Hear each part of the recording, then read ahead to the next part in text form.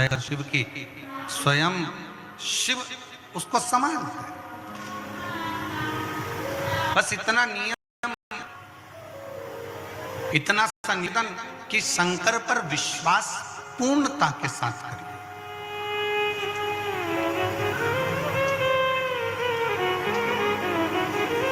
कोई जिंदगी में ऐसा संकल्प अपने भीतर ना धारण करिएगा जिस संकल्प के कारण हम शंकर से दूर हो जाए।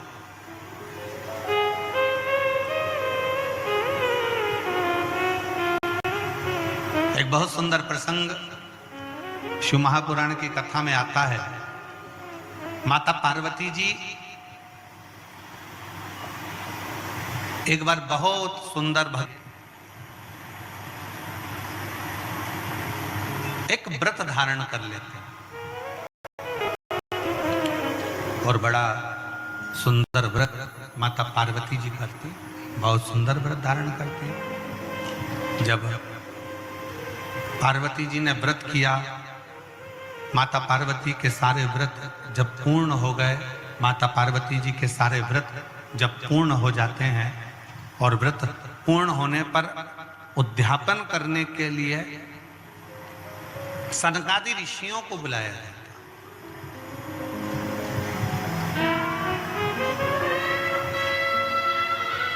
उसमें से सनत कुमार आते हैं और सनत कुमार आकर उद्यापन कराने के लिए बैठे। अब पार्वती जी ने बड़े भाव से, बड़े दिल से, बड़े हृदय से, बड़े आनंद के साथ व्रत किया और उस व्रत का उद्यापन स्वयं माता पार्वती जी कर रही हैं। सनकादि ऋषियों को आमंत्रित किया गया कि इसका उद्यापन आपको करना। अब उसमें सनत कुमार आए और उद्यापन कराने के लिए उन्होंने पूरा जो जो लगता है, जैसा जैसा लगता है वैसा वैसा उन्होंने क्रम किया।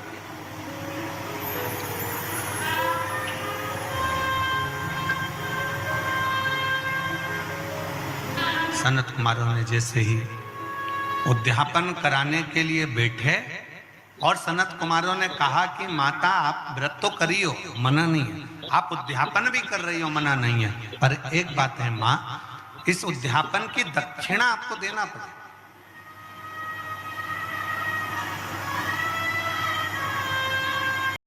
और दक्षिणा कोई उद्यापन लगता भी नहीं।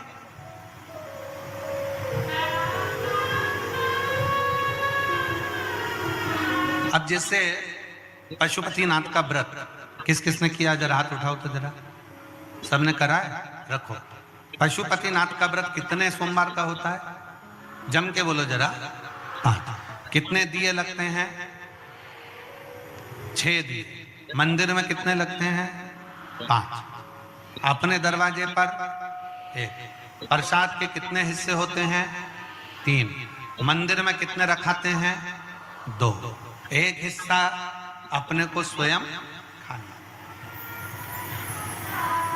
अब कई लोगों के मन में एक प्रश्न अड़ता है कि गुरुजी हमने 5 व्रत करे, अगर संतोषी माता का व्रत करते हैं तो उसका उद्यापन होता है, लक्ष्मी जी का वैभव लक्ष्मी व्रत तो उसका उद्यापन होता है, हम गुरुवार का व्रत करते हैं तो उसका उद्यापन होता है, सोमवार का व्रत करते हैं उसका उद्यापन होता है, प्रदोष का व्रत करते हैं उसका उद्यापन होता है, एकादशी का व्रत करते हैं उसका उद्यापन होता है, हम देवी जी का व्रत करते हैं नवरात्रि का, उसका भी उद्यापन होता है, करवा चौथ का व्रत करते हैं, तीज करते हैं तो तीज का उद्यापन भी होता है, छठ करते हैं तो छठ का उद्यापन भी होता है।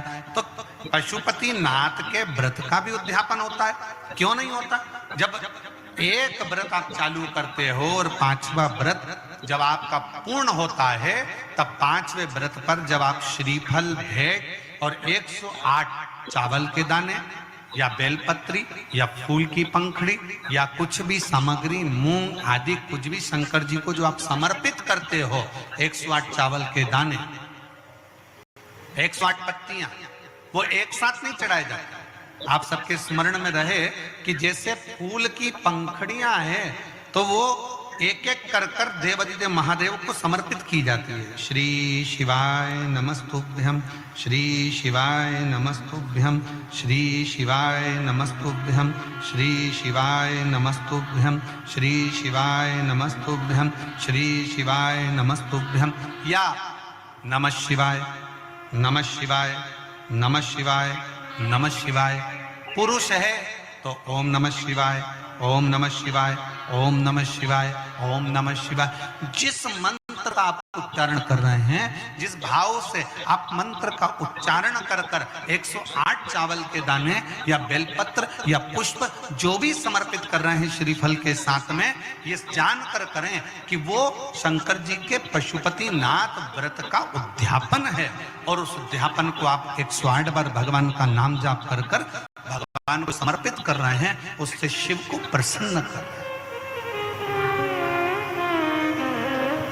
अब कहा पार्वती जी ने जैसे व्रत करा और सनकादि ऋषियों से कहा कि आप इसका उद्यापन कराओ, सनत कुमारों ने कहा कि इसका दक्षिणा लगेगी। अब आप जब पशुपति नाथ का व्रत पूर्ण कर लेते हो तो दक्षिणा भी लगती है। इसलिए आपसे क्या कहा गया था, श्रीफल कोई भी दक्षिणा आप जो बन सके वो भगवान शंकर को समर्पित करिए, जो बन सके, जैसा बन सके, जैसा आप रख सके, जैसा आप दे सके, उसे आपसे जो बने वो दक्षिणा उस श्रीफल के साथ रखें। और 108 चावल का दाना, मूंग का दाना या बेलपत्र या पत्ती या पुष्प या करते जाएं, विनय करते जाएं, निवेदन करते जाएं, अर्चना करें शिव जी से, आराधना करें शिव जी से।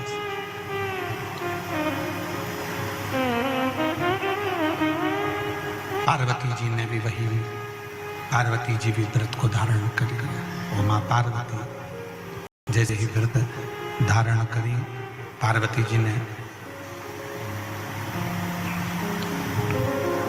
सनकादि ऋषियों में से संत कुमार को कहा कि संत कुमार आप उद्यापन कराइए, आप खुद आइए, यहाँ खड़े होकर सुनो तो सही कम से कम कि क्या आवाज आ रही है। सनत कुमार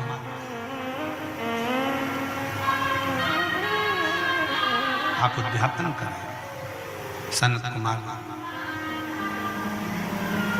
स्वयं उद्यापन कराने के लिए आतुर हो गए। और जब सनत कुमार उद्यापन कराने के लिए आतुर हुए, सनत कुमार ने पूरी पीठिका बनाकर, पूरी पीठिका को रखकर उद्यापन करने के लिए आतुर हुए। और पूरी पीठिका सनत कुमार ने जमाई और सनत कुमार ने जमाकर उस पीठिका का उद्यापन करना प्रारंभ किया।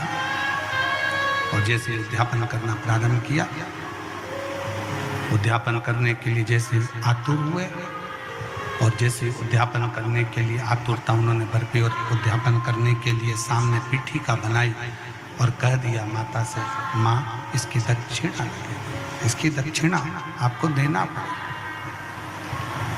दक्षिणा देना पड़ेगी। और दक्षिणा देने के लिए जब पूछा गया कि दक्षिणा क्या दो, क्या दक्षिणा दी जाए, क्या दक्षिणा प्रदान करी जाए, क्या दक्षिणा हम दें, तब स्वयं इस समय पर विचार किया गया और पार्वती जी ने स्वयं, माता पार्वती जी ने स्वयं सनत कुमारों से कहा कि आप जो मांगेंगे दक्षिणा में वो दिया जाए।